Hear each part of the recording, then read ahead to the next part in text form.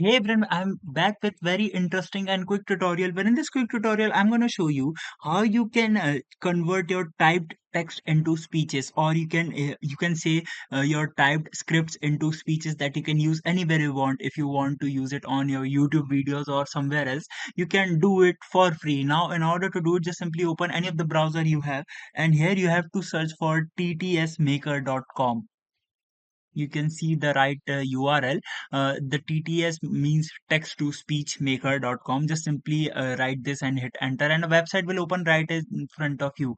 Now here you have to write whatever you want to convert to the speech. For example, if I write this and hit convert to speech, and first of all I need to clear the captcha code. Now here I just need to hit convert, and it will take some minor time, and my code will appear and my speech will appear right in front of me.